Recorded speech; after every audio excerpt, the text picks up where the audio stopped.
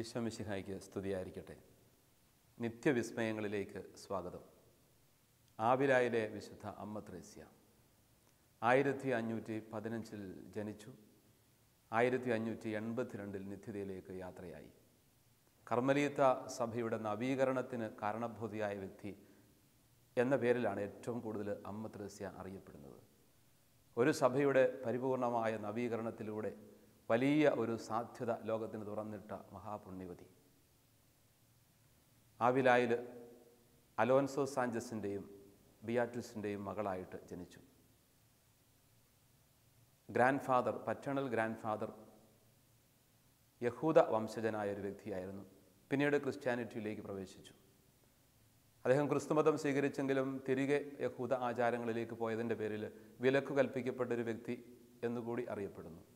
ഏതായിരുന്നാലും അമ്മ ത്രേസ്യയുടെ മാതാപിതാക്കൾ തികഞ്ഞ ദൈവവിശ്വാസികളും ഉത്തമ കത്തോലിക്ക ജീവിതം നയിക്കുന്നവരുമായിരുന്നു.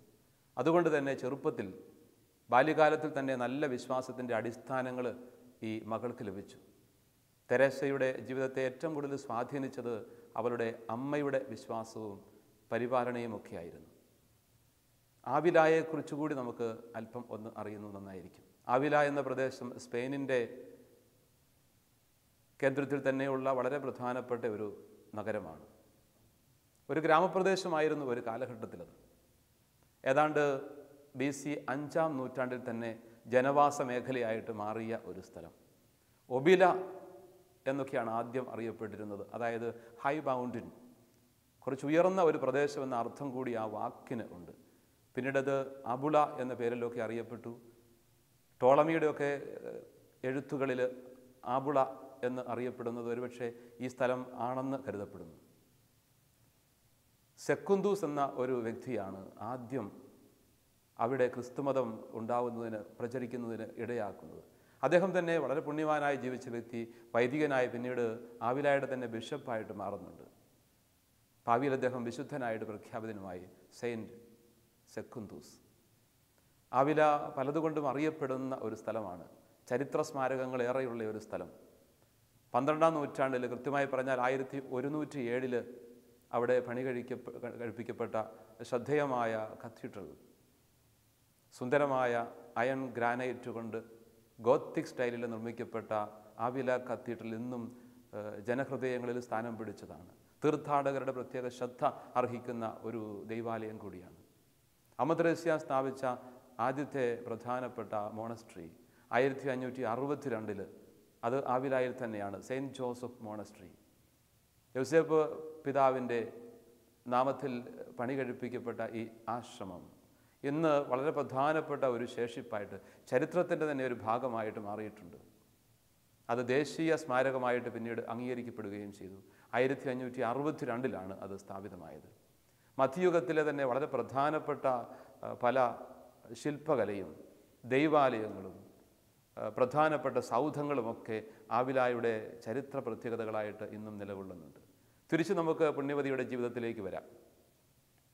ഏതാണ്ട് 7-ാമത്തെ വയസ്സിൽ തന്നെ തീഷ്ണമായൊരു ദൈവാനുഭവത്താൽ, ദൈവപ്രചോദനത്താൽ നിറഞ്ഞുകൊണ്ട് എന്ന് പറയാൻ പറ്റും, ദൈവസ്നേഹത്താൽ ഹൃദയം ജ്വലിച്ചുകൊണ്ട് ഒരു മിഷണറി ആയിട്ട് മരിക്കാൻ, രക്തസാക്ഷിണിയാവാൻ ആഗ്രഹിച്ച് സഹോദരൻ റോഡ്രിഗോയെ കൂട്ടി ആഫ്രിക്കയിലേക്ക് പോകാനുള്ള പുറപ്പാട് നടത്തിയ ഒരു വ്യക്തിയാണ് ഈ ബാലിക. ചിറ്റപ്പനാണ് പിന്നീട് ഇടപെട്ട് ആ ഒരു കാര്യത്തിൽ നിന്നും പുറകോട്ട് കൊണ്ടുവരുന്നത്. അപ്പോൾ ചെറുപ്പത്തിൽ തന്നെ ഈശോയ്ക്ക് വേണ്ടി ജീവിക്കണം, ഈശോയ്ക്ക് വേണ്ടി രക്തസാക്ഷിണിയാകണം എന്നുപോലുമുള്ള ഒരു വലിയ തീക്ഷ്ണത ഈ കൊച്ചു ത്രേസ്യയിൽ ഉണ്ടായിരുന്നു. പിന്നീട് അവൾ തിരികെ എത്തുന്നു. വീട്ടിൽ തന്നെ നല്ല വിശുദ്ധയെപ്പോലെ നല്ലൊരു ഭക്തജീവിതം നയിച്ച് മുൻപോട്ട് നീങ്ങുന്നു. 14-ാമത്തെ വയസ്സിൽ, അവൾക്ക് 14 വയസ്സുള്ളപ്പോൾ അവളുടെ അമ്മ ബിയാട്രിസ് മരണമടഞ്ഞു. അമ്മയുടെ വേർപാട് അവളുടെ ജീവിതത്തിന് വല്ലാത്തൊരു ദുഃഖമായിരുന്നു. താങ്ങാനാവാത്തൊരു വിഷമം മനസ്സിൽ ഒതുക്കിയിട്ട് ഇവൾ പരിശുദ്ധ അമ്മയെ തൻ്റെ ജീവിതത്തിൻ്റെ അമ്മയായി, തൻ്റെ അമ്മയായിട്ട് സ്വീകരിക്കുകയാണ്. പരിശുദ്ധ അമ്മയെ അമ്മയായി സ്വീകരിച്ചുകൊണ്ട് ആ ദുഃഖമൊക്കെ അതിജീവിച്ച് മുൻപോട്ട് പോകുന്ന വേളയിൽ പിന്നീട് ഒത്തിരിയേറെ ലോകത്തിൻ്റെ ചിന്തകളിലേക്ക് അവൾ പ്രവേശിക്കുകയാണ്. കൗമാരത്തിൻ്റെ ഒരു തിളക്കത്തിൽ ലൗകിക ചിന്തകളിൽ അവൾ അഭിരമിക്കുന്നു. കാൽപ്പനിക കഥകളിലൂടെ കടന്നു പോകുന്നു. ഇഷ്ടമുള്ള പലതും വായിച്ചു. ലോകത്തിൻ്റെ സാധ്യതകൾ, ലോകത്തിൻ്റെ ചിന്തകളിലൂടെയൊക്കെ അങ്ങനെ വ്യാപരിക്കുന്നു. ആ സമയത്താണ് ദൈവത്തിൻ്റെ പ്രത്യേകമായ ചില ഇടപെടലുകൾ അവൾക്കുണ്ടാകുന്നത്. അവൾ തിരികെ നടക്കാൻ വീണ്ടും ആഗ്രഹിക്കുന്നുണ്ട്. അതോടൊപ്പം തന്നെ രോഗവും ഉണ്ടാകുന്നു. ഈ രോഗവും വീണ്ടും അവളെ കൂടുതൽ ദൈവാനുഭവത്തിലേക്കും ദൈവിക ചിന്തയിലേക്കും തിരികെ കൊണ്ടുവരാനായിട്ട് ഇടയാകുന്നുണ്ട്. ആ നാളുകളിൽ വിശുദ്ധ ജെറോമിൻ്റെ, സഭാപിതാവായ ജെറോമിൻ്റെ കത്തുകൾ അവൾ വായിക്കുന്നു. ഈ കത്തുകൾ അവളുടെ ഹൃദയത്തെ വല്ലാതെ ജ്വലിപ്പിച്ചു. ദൈവസ്നേഹത്തിൻ്റെ ഒരു ജ്വലനം ആഴത്തിൽ അനുഭവിക്കാനായിട്ട് വിശുദ്ധ ജെറോമിൻ്റെ കത്തുകളിലൂടെ അവൾക്ക് ഇടയാകുന്നുണ്ട്. അങ്ങനെ 18-ാമത്തെ വയസ്സിൽ അവൾ കർമ്മല മഠത്തിൽ ചേരുകയാണ്. ഒരു കർമ്മലീത്ത സന്യാസിനി ആയി അങ്ങനെ മുൻപോട്ട് തൻ്റെ ജീവിതം നയിക്കുന്നു. പിന്നീടുള്ള വർഷങ്ങൾ, ഏതാണ്ട് 20 വർഷത്തോളം അന്നുണ്ടായിരുന്ന ആ കർമ്മല സഭയുടെ ആചാരങ്ങൾക്കനുസരിച്ച്, നിയമങ്ങൾക്കനുസരിച്ച് അവൾ അങ്ങനെ ജീവിക്കുന്നു. ഒരു കാര്യം ശ്രദ്ധിക്കേണ്ടതാണ്, അന്ന് ഉണ്ടായിരുന്ന കർമ്മലീത്ത സഭയുടെ നിയമങ്ങൾ വളരെ അയഞ്ഞ നിയമങ്ങളായിരുന്നു. നിയമസംഹിത വളരെ അയഞ്ഞ രീതിയിൽ വ്യാഖ്യാനിക്കപ്പെടുകയും ചെയ്തു.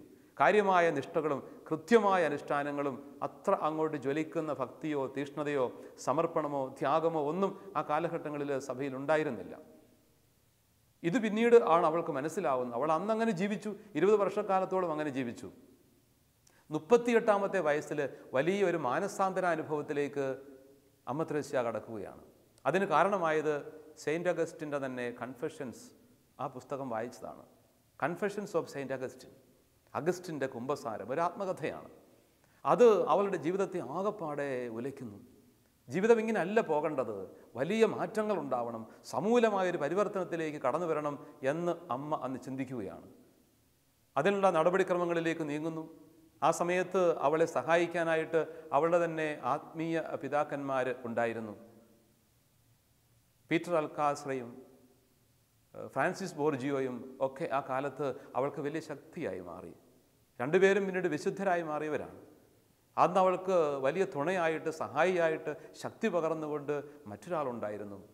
ആവിലായിലെ തന്നെ വലിയൊരു പുണ്യവാൻ, കുരിശിൻ്റെ വിശുദ്ധ യോഹന്നാൻ. എപ്പോഴും തുണയും ശക്തിയുമായിട്ട്, സഹചാരിയും സുഹൃത്തുമായിട്ട് അമ്മ ത്രേസ്യയോടൊപ്പം ഉണ്ടായിരുന്നൊരു വ്യക്തിയാണ് കുരിശിൻ്റെ വിശുദ്ധ യോഹന്നാൻ. സഭയുടെ നവീകരണത്തിന് വേണ്ടി അവൾ ശ്രമിക്കുകയാണ്. കർമ്മലീത്ത സഭയെ അടിമുടി നവീകരിച്ചുകൊണ്ട് അതിൻ്റെ നിയമങ്ങളും നിയമാവലികളും ഒക്കെ കൃത്യമായിട്ട് ചിട്ടപ്പെടുത്തി വളരെ കർക്കശമായ രീതിയിൽ കാര്യങ്ങൾ വ്യാഖ്യാനിച്ചു. ജീവിതത്തെ അതിൻ്റെ ശരിയായ തനിമയിൽ സമർപ്പണത്തിൻ്റെ വഴിയിലൂടെ മുൻപോട്ട് കൊണ്ടുപോകണമെന്ന് അമ്മ നിർബന്ധം പിടിച്ചു. ശക്തമായ എതിർപ്പുകൾ സഭയിൽ നിന്നും പുറത്തുനിന്നും ഒക്കെ ഉണ്ടായി.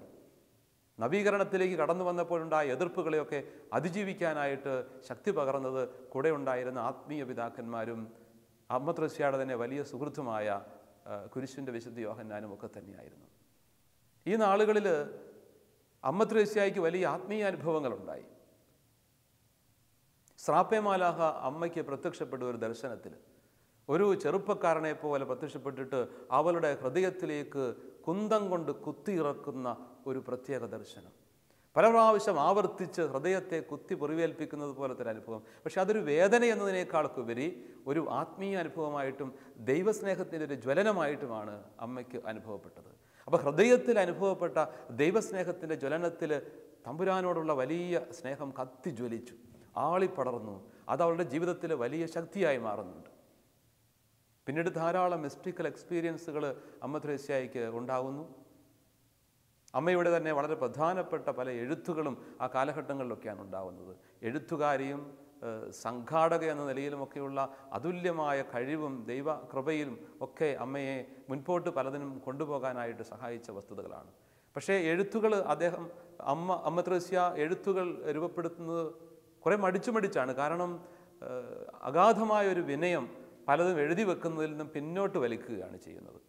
പക്ഷേ അധികാരികളുടെ നിർബന്ധത്തിന് വഴങ്ങി ആത്മകഥ എഴുതാനായിട്ട് തയ്യാറായി. പൂർണ്ണതയിലേക്കുള്ള വഴി സുഹൃത സരണി എന്ന പേരിലൊക്കെ എഴുതാനിടയായി. ആഭ്യന്തര ഹർമ്മ്യം എന്ന അതിമഹത്തായ ഒരു കൃതി രചിക്കപ്പെട്ടു. ആഭ്യന്തര ഹർമ്മ്യം എന്നൊക്കെ പറയുന്നത് ഒരു ആത്മാവിൻ്റെ സംഘർഷങ്ങളും വേദനകളും ആത്മീയതയിലുള്ള വളർച്ചയുടെ പടവുകളുമൊക്കെ എടുത്തു കാണിക്കുന്ന ശ്രദ്ധേയമായ ഒരു ഗ്രന്ഥമാണ്. ആഴമായ ആധ്യാത്മികതയുള്ള, ആഴമായ ആന്തരിക ജ്ഞാനം വിളമ്പുന്ന അതിപ്രധാനപ്പെട്ട ഒരു ഗ്രന്ഥമാണ് ആഭ്യന്തരഹർമ്മ്യം. വിവിധ പടവുകളിലൂടെ, ആത്മീയതയുടെ ചുവടുകളിലൂടെ കടന്ന് ആന്തരികതയിലേക്ക് എത്തിച്ചേരുന്ന ഒരു ആത്മാവിൻ്റെ ഹൃദയഭാവങ്ങൾ, ആത്മാവിൻ്റെ ചലനങ്ങൾ, ആത്മാവിൻ്റെ ദൈവവുമായിട്ടുള്ള അഗാധമായ ബന്ധത്തിൻ്റെ തലങ്ങൾ, ഇതൊക്കെ വളരെ മനോഹരമായിട്ട് ആത്മീയതയുടെ തലത്തിൽ അവതരിപ്പിക്കുന്ന അതിമഹത്തായ ഈ ഗ്രന്ഥം ലോകത്തിലെ തന്നെ വിഖ്യാതമായ കൃതികളിലൊന്നാണ് എന്ന് നമ്മൾ തിരിച്ചറിയുന്നു. അമ്മ ത്രേസ്യ നവീകരണത്തിൻ്റെ ഭാഗമായിട്ട് പല പുതിയ മഠങ്ങളും സ്ഥാപിച്ചു. 17 പുതിയ സന്യാസ ഭവനങ്ങളും 15 ആശ്രമങ്ങളും അമ്മ ത്രേസ്യ ഈ നവീകരണത്തിൻ്റെ ഭാഗമായിട്ട് രൂപപ്പെടുത്തുകയുണ്ടായി. അമ്മ ത്രേസ്യയുടെ തുടർന്നുള്ള ജീവിതത്തിൻ്റെ വഴികളിൽ കുറേയേറെ ആത്മീയ സംഘർഷങ്ങളിലൂടെയും സഹനങ്ങളിലൂടെയും കടന്നു പോകേണ്ടി വന്നു. ദർശനങ്ങളെക്കുറിച്ച് ഒത്തിരി തെറ്റുധാരണകളുണ്ടായി. അവൾക്ക് ലഭിച്ച ദർശനങ്ങൾ ശരിയാണോ എന്ന് ചോദ്യങ്ങൾ ഉയർന്നു. സഭയ്ക്കും വിശ്വാസത്തിനും നിരക്കുന്നതാണോ എന്നുള്ള ചോദ്യങ്ങൾ പല ദിക്കുകളിൽ നിന്നും ഉയർന്നു. അകത്തുനിന്നും പുറത്തുനിന്നും അങ്ങനെയുള്ള കുറ്റപ്പെടുത്തലുകളും തെറ്റുധാരണകളും ഒക്കെ ഉയർന്നു വന്നു. വല്ലാത്ത ആത്മീയ സംഘർഷങ്ങളിൽ അവൾ അകപ്പെട്ടു പോയ സാഹചര്യങ്ങളിൽ പുണ്യവാനായ ഫ്രാൻസിസ് ബോർജിയ അമ്മയ്ക്ക് ശക്തി പകർന്നു. കൃത്യമായ രീതിയിൽ അദ്ദേഹം എഴുതി വെച്ചു, ഈ ദർശനങ്ങളൊക്കെ ശരിയാണ്. സഭയുടെ വിശ്വാസത്തോടും സുവിശേഷത്തിൻ്റെ പ്രമേയങ്ങളോടും തികച്ചും ചേർന്നു പോകുന്ന ദർശനങ്ങൾ. അങ്ങനെയാണ് ഒരു തരത്തിലൊരു പുതിയ ഒരു ചുവടുറപ്പിക്കാനായിട്ട് അമ്മ ത്രേസ്യയ്ക്ക് സാധിക്കുന്നത്. അമ്മ ത്രേസ്യയുടെ ജീവിതത്തിൻ്റെ അവസാനത്തെ നാളുകൾ വലിയ രോഗത്തിൻ്റെയും വേദനയുടെയും അനുഭവങ്ങളിലൂടെയൊക്കെയാണ് കടന്നുപോയിക്കൊണ്ടിരുന്നത്. മരണത്തോട് തൊട്ടടുത്ത് വന്നപ്പോൾ ആത്മനാഥനുമായിട്ടുള്ള വലിയ ബന്ധത്തിലേക്ക് കടക്കാനുള്ള തീക്ഷ്ണമായ ആഗ്രഹം അവളുടെ ഹൃദയത്തിൽ ഉദിച്ചു. മരണത്തെ സമീപിക്കുമ്പോൾ അമ്മ പറയുന്നത് ഇങ്ങനെയാണ്: ഇതാ തിരുസന്നിധിയിലേക്ക് കടന്നു വരാനുള്ള സമയം സമാഗതമായിരിക്കുന്നു. നാളുകൾ കാത്തിരുന്ന ആ പുണ്യ ദിനത്തിലേക്ക്, മണിക്കൂറിലേക്ക് ഞാൻ എത്തുകയായി. ആത്മനാഥ, അങ്ങയുടെ തിരുഹിതം എന്നിൽ നിറവേറട്ടെ. മുഖാമുഖം നമുക്ക് കാണാനുള്ള സമയം അടുത്തെത്തിയിരിക്കുന്നല്ലോ. ഇങ്ങനെ പറഞ്ഞുകൊണ്ട് മരണത്തെ അതിൻ്റെ തനിമയിലും അഗാധമായ സ്നേഹത്തോടും ആഗ്രഹത്തോടും കൂടെ സ്വീകരിക്കാൻ പറ്റുന്ന ഒരു വിശുദ്ധ ജീവിതം, വലിയ ആത്മീയതയിലേക്ക് വളർന്നെത്തിയ അഗാധമായ ജ്ഞാനം പങ്കുവയ്ക്കുന്ന ഒരു മഹത്തായ ജീവിതത്തിൻ്റെ ഉടമയായിരുന്നു ആവിലായിലെ വലിയ പുണ്യവതിയും വേദപാരംഗതയുമായ അമ്മ ത്രേസ്യ. അമ്മ ത്രേസ്യ മരണമടയുന്നത് 1582 ഒക്ടോബർ 4 അവളുടെ മൃതശരീരം സംസ്കരിക്കപ്പെട്ടു. അതിനുശേഷം 1 വർഷത്തിന് ശേഷം അത് വീണ്ടും ആ മൃതശരീരം പുറത്ത് എടുക്കുന്ന വേളയിലൊക്കെ അതേപടി തന്നെ സുഗന്ധം പരത്തിക്കൊണ്ട്, അതായത് സിമിത്തേരിയിൽ തന്നെ സുഗന്ധം പുറപ്പെട്ടിരുന്നു. അതുകൊണ്ടാണ് വീണ്ടും ആ ശരീരം പുറത്തെടുക്കുന്നതിനൊക്കെ കാരണമാകുന്നത്.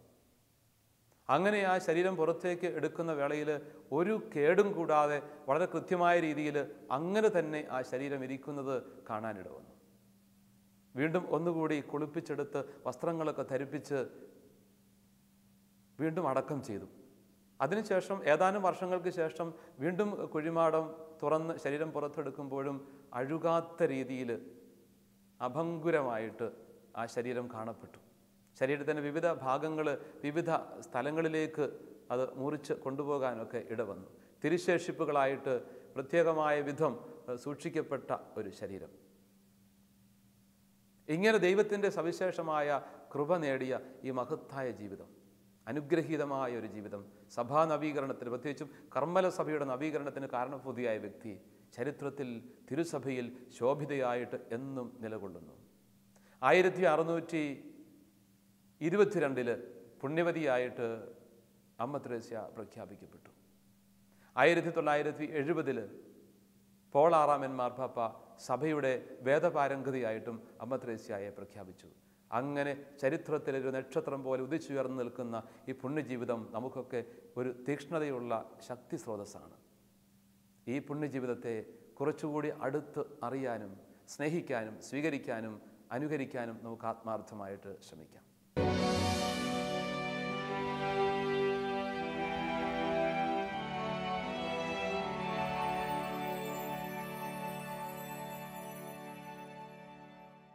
കർമ്മലിത്ത സഭയുടെ നവീകരണത്തിൻ്റെ കാരണക്കാരി എന്ന പേരിൽ അറിയപ്പെടുന്ന അമ്മ ത്രേസ്യ നവീകരണത്തിൻ്റെ തന്നെ മധ്യസ്ഥയായിട്ടാണ് ഇന്ന് അറിയപ്പെടുന്നത്. സഭയിലും സമൂഹത്തിലും വ്യക്തിജീവിതത്തിലും നവീകരണങ്ങൾ ഏതു കാലത്തും ആവശ്യമാണ്. കാലത്തിൻ്റെ കുത്തൊഴുക്കിൽ വന്നു കയറാവുന്ന പൊടിപടലങ്ങൾ തട്ടിക്കളയാനുള്ള സമർപ്പണവും സന്നദ്ധതയും ശ്രമവും ഏതു കാലത്തും വ്യക്തിജീവിതത്തിലും സഭാജീവിതത്തിലും സമൂഹജീവിതത്തിലും ആവശ്യമാണ്. നവീകരണത്തിൻ്റെ വലിയൊരു അനുഭവം തുറന്നിട്ട വത്തിക്കാൻ കൗൺസിൽ, രണ്ടാം വത്തിക്കാൻ കൗൺസിൽ ശ്രദ്ധേയമായ വലിയ മാറ്റങ്ങൾക്കും സഭയിൽ കാരണം ഒരുക്കി.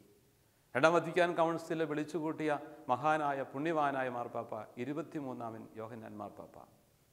23-ാമൻ യോഹന്നാൻ മാർപ്പാപ്പ രണ്ടാം വത്തിക്കാൻ കൗൺസിൽ വിളിച്ചുകൂട്ടിയിട്ട് ആദ്യ പ്രഭാഷണത്തിൽ പറഞ്ഞു വയ്ക്കും, കോൺസ്റ്റന്റൈൻ്റെ കാലം മുതൽ ഇങ്ങോട്ട് സഭയുടെ ഹൃദയത്തിലേക്ക് അടിച്ചു കയറിയ പൊടിപടലങ്ങൾ, ഭൗതികതയുടെ ലൗകിക ചിന്തകളുടെ പൊടിപടലങ്ങൾ, അതെല്ലാം തട്ടിയകറ്റുവാൻ പരിശുദ്ധാത്മാവിൻ്റെ പുതിയ ഒരു നവീകരണ അനുഭവം കടന്നു വരുവാൻ ഈ കൗൺസിൽ ആരംഭിക്കുന്നു. അതായിരുന്നു കൗൺസിലിൻ്റെ തന്നെ ഒരു ദർശനവും കൗൺസിൽ പിതാക്കന്മാരുടെ ആഗ്രഹവും. ജോൺ 23-ാമൻ മാർപ്പാപ്പായുടെ ദർശനങ്ങൾ മനോഹരമായിട്ട് കൗൺസിലിലൂടെ രൂപപ്പെട്ടു വന്നു. രണ്ടാം വത്തിക്കാൻ കൗൺസിൽ കത്തോലിക്ക സഭയിൽ മാത്രമല്ല ക്രൈസ്തവ സമൂഹത്തിലും ലോകത്തിൽ മുഴുവനും വലിയൊരു നവീകരണ സാധ്യതയായിട്ട് മാറി. കൗൺസിലിൻ്റെ പ്രമാണരേഖകൾ അത്ഭുതകരമായ വിപ്ലവകരമായ മാറ്റങ്ങൾക്ക് തുടക്കം കുറിക്കുന്നതിന് സഭയിലും സമൂഹത്തിലും സാധ്യതയൊരുക്കി. ഈ നവീകരണം പലതരത്തിലും സംഭവിക്കാനുള്ളതാണ്. സഭയുടെ നവീകരണം വ്യക്തിജീവിതത്തിലേക്കും സമൂഹ ജീവിതത്തിലേക്കും സന്യാസ ജീവിതത്തിലേക്കും എല്ലാം കടന്നു വരാനുള്ളതാണ്. സന്യസ്ത വർഷം പരിശുദ്ധ പിതാവ് ഫ്രാൻസിസ് പാപ്പ പ്രഖ്യാപിച്ചു. സന്യസ്ത വർഷം എന്ന പേരിൽ പ്രഖ്യാപിതമായ ഈ വർഷത്തിൻ്റെ അടിസ്ഥാനപരമായ ഒരു ലക്ഷ്യം നവീകരണമാണ്. സന്യാസ സമൂഹത്തിൻ്റെ തന്നെ നവീകരണം. വത്തിക്കാൻ കൗൺസിലിൻ്റെ പ്രമാണരേഖ പെർഫെക്തെ കാരിത്താത്തിസിൻ്റെ 50-ാം വാർഷികത്തോട് ചേർത്തുകൊണ്ടാണ് സന്യസ്ത വർഷം പ്രഖ്യാപിതമായത്. പെർഫെക്തെ കാരിത്താത്തിസ് സന്യാസത്തെക്കുറിച്ചുള്ള ഒരു പ്രമാണരേഖയാണത്. സമ്പൂർണ്ണ സമർപ്പണം, സ്നേഹത്തിൻ്റെ പൂർണ്ണത എന്നൊക്കെ അർത്ഥമാക്കുന്ന പെർഫെക്തെ കാരിത്താത്തിസ്, സമ്പൂർണ്ണ സ്നേഹത്തിലേക്ക് വിളിക്കപ്പെട്ട, സമ്പൂർണ്ണ സമർപ്പണത്തിലേക്ക് വിളിക്കപ്പെട്ട സന്യാസ ജീവിതങ്ങൾ പുതിയ ഒരു നവീകരണ അനുഭവത്തിലേക്ക് കടന്നു വന്ന് അതിൻ്റെ തനിമയിലേക്ക് തിരികെ എത്തണം. ഒരു തിരിച്ചു നടപ്പ്, മടക്കയാത്രകളാണ് ഇപ്പോഴും നമുക്ക് അനിവാര്യമായിരിക്കുക. ഈ മടക്കയാത്രകൾ ഏതെല്ലാം തരത്തിലാണ് ഒരുപക്ഷെ സന്യസ്ത വർഷത്തിൽ ആവശ്യമായിരിക്കേണ്ടത് എന്നതിനെക്കുറിച്ച് കൂടി ഒരു ചിന്ത. ഒന്ന്, ഒരു 3 തലങ്ങളിൽ ഈ മടക്കയാത്ര ആവശ്യമാണെന്ന് കരുതുകയാണ്. ഒന്ന്, ആദിമസഭയുടെ തന്നെ ആ അനുഭവങ്ങളിലേക്ക് തീക്ഷ്ണമായ പങ്കുവെക്കലിൻ്റെയും ഒരുമിച്ച് വചനം ശ്രവിച്ച് ബലിയർപ്പിച്ച് സ്നേഹത്തോടെ പങ്കുവെക്കുന്ന ആദിമ ക്രൈസ്തവ സമൂഹത്തിൻ്റെ ജീവിതശൈലി ഉണ്ടല്ലോ. അപ്പസ്തോല പ്രവർത്തനം 2-ാം അധ്യായത്തിലും 4-ാം അധ്യായത്തിലും ഒക്കെ കാണുന്ന ആ ജീവിതശൈലി, സമൂഹമായിട്ട് ഒരുമിച്ച് ഒരേ ഹൃദയത്തോട് ഒരേ ആത്മാവോടും കൂടി പങ്കിട്ട് ജീവിച്ച ജീവിതശൈലി. 2:42 കാണുന്ന അപ്പസ്തോലന്മാരുടെ പ്രബോധനം, അപ്പം മുറിക്കൽ, പ്രാർത്ഥന, കൂട്ടായ്മ എന്നിവയിൽ സദാ താല്പര്യത്തോടെ പങ്കെടുത്തിരുന്ന ഒരു സമൂഹത്തിൻ്റെ ഒരു ജീവിതത്തിൻ്റെ ഹൃദയസ്പന്ദനങ്ങൾ, അങ്ങനെയുള്ള ഒരു ആത്മീയ വളർച്ചയിലേക്ക്, ജീവിതശൈലിയിലേക്ക്, പങ്കുവയ്ക്കുന്ന അരൂപിയിലേക്ക്, ജ്വലിക്കുന്ന ഹൃദയഭാവങ്ങളിലേക്ക് തിരികെ എത്തുക, ഇത് ഒരു പ്രധാനപ്പെട്ട മടക്കം. രണ്ടാമത്തെ ഒരു മടക്കം സന്യാസ ജീവിതത്തിൻ്റെ തന്നെ തുടക്കങ്ങളിലേക്ക്. രക്തസാക്ഷിത്വം വരിച്ചിരുന്ന ആദ്യകാലത്തിൻ്റെ അനുഭവങ്ങൾ നഷ്ടപ്പെട്ടപ്പോൾ, രക്തസാക്ഷിത്വം സാധ്യമല്ലാതെ വരുന്ന സാഹചര്യങ്ങളിൽ, മതസ്വാതന്ത്ര്യം അല്ലെങ്കിൽ വിശ്വാസത്തിന് സ്വാതന്ത്ര്യം ലഭിച്ച സാഹചര്യങ്ങളിൽ രക്തസാക്ഷിത്വം ആവശ്യമില്ലാതിരുന്നു. ആ കാലഘട്ടങ്ങളിൽ തീഷ്ണമതികളായ വ്യക്തികൾ, ദൈവസ്നേഹത്താൽ നിറഞ്ഞവർ, ഈശോയെ പോലെ സഹിക്കണം, മരിക്കണമെന്ന് ആഗ്രഹിച്ചുകൊണ്ട് ആ സഹന ജീവിതത്തെയും സമർപ്പണത്തെയും മുമ്പിൽ കണ്ടുകൊണ്ട് മരുഭൂമിയിലേക്ക് പലായനം ചെയ്തു.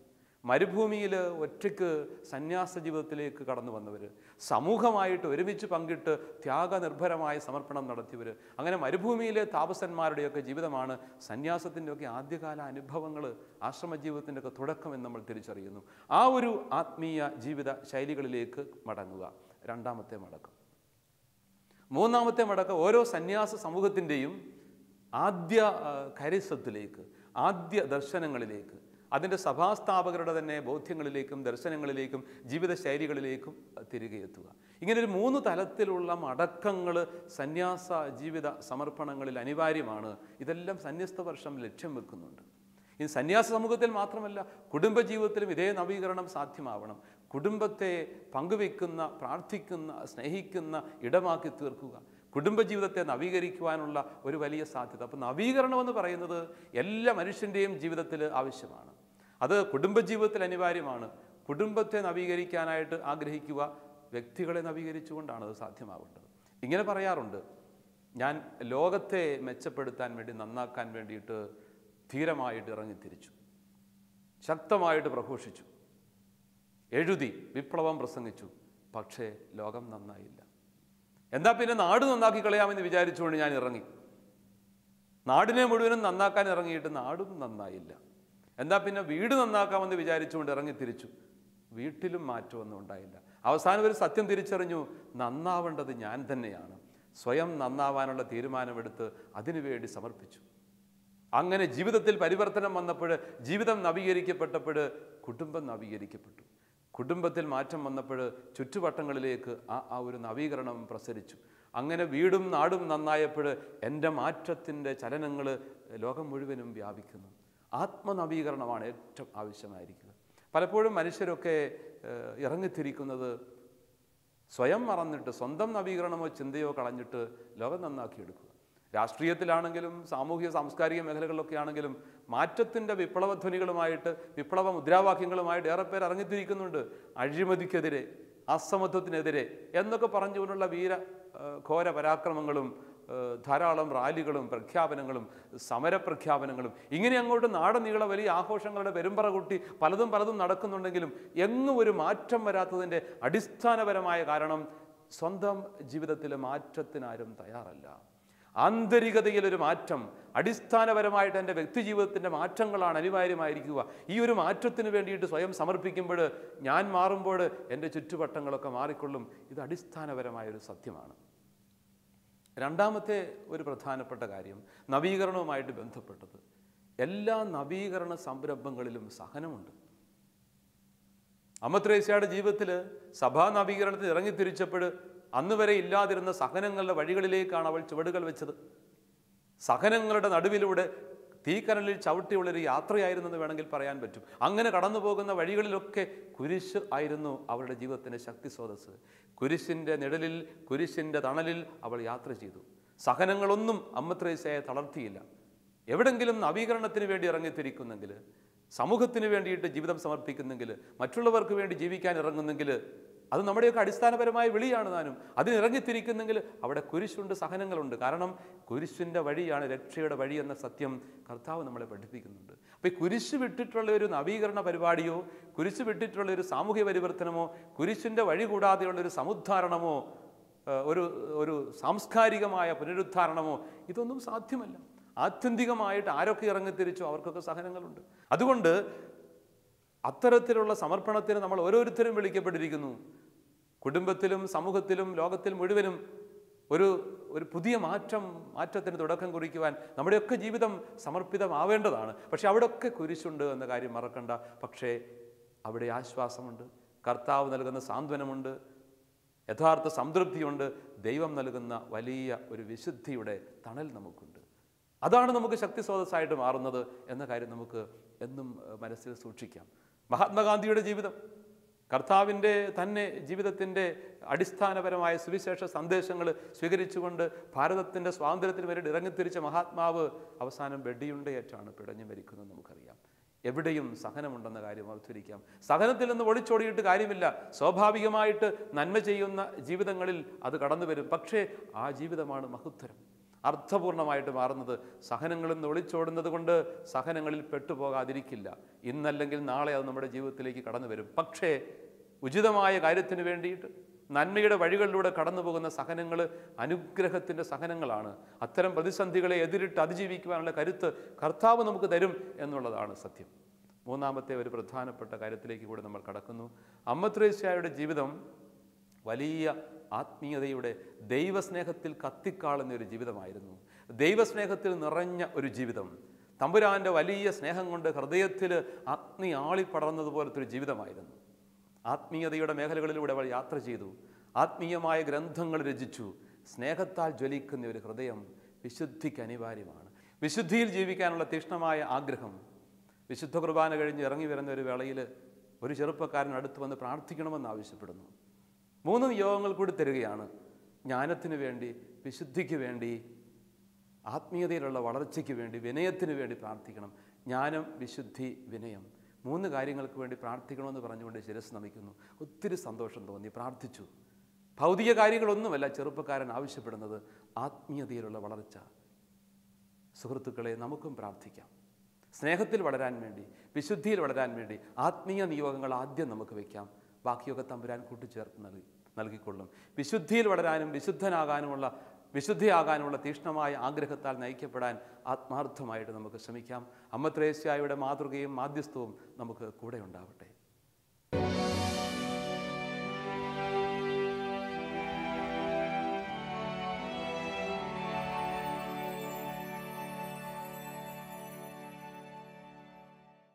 മെഴിപൂട്ടി നമുക്ക് ദൈവസന്നിധിയിലേക്ക് തിരിയാം.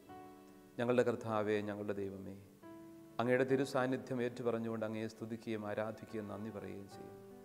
നല്ല ദൈവമേ, ഞങ്ങൾക്ക് മാതൃകയും മധ്യസ്ഥയുമായിട്ട് മഹാപുണ്യവതിയായ അമ്മ ത്രേസ്യായെ നൽകിയതിനെ ഓർത്ത് അങ്ങേക്ക് നന്ദി പറയുന്നു.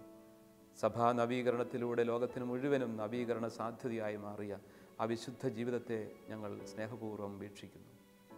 അങ്ങയുടെ സുവിശേഷത്തിൻ്റെ ജ്വലിക്കുന്ന മാതൃകയായി ജീവിക്കുന്ന ആ ജീവിതത്തെ അടുത്ത് അറിയാനും ആ ദൈവസ്നേഹം ഞങ്ങളുടെയും ജീവിതത്തിലേക്ക് പകർത്താനും അവിടുന്ന് അനുഗ്രഹിക്കണമേ.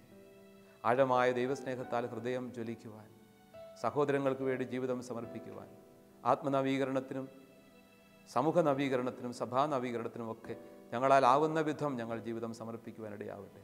ഞങ്ങൾ ജീവിക്കുന്ന കുടുംബവും സാഹചര്യങ്ങളും ചുറ്റുപാടുകളും, ജീവിക്കുന്ന സമൂഹവും സന്യാസ സമൂഹവും ഒക്കെ ഞങ്ങളുടെ വാക്കിലൂടെയും പ്രവൃത്തിയിലൂടെയും നവീകരിക്കപ്പെടുവാൻ, ഞങ്ങൾ തന്നെ ആത്മനവീകരണം നടത്തിക്കൊണ്ട് വിശുദ്ധിയിൽ വളരുവാൻ, അതിലൂടെ ചുറ്റുവട്ടങ്ങൾ മുഴുവനും നവീകരണ അനുഭവത്തിലേക്ക് കടന്നു വരുവാൻ നല്ല ദൈവമേ, അവിടുന്ന് ഞങ്ങളെ അനുഗ്രഹിക്കണമേ.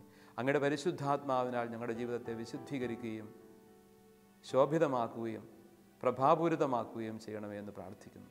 അമ്മയായ പരിശുദ്ധ കന്യകാമറിയമേ, ആവിലായിലെ പുണ്യവതിയായ വിശുദ്ധ അമ്മ ത്രേസ്യ, ഞങ്ങൾക്ക് വേണ്ടി മാധ്യസ്ഥം പ്രാർത്ഥിക്കണമേ. നിത്യം പിതാവും പുത്രനും പരിശുദ്ധാത്മാവുമായ സർവേശ്വര. ആമേൻ.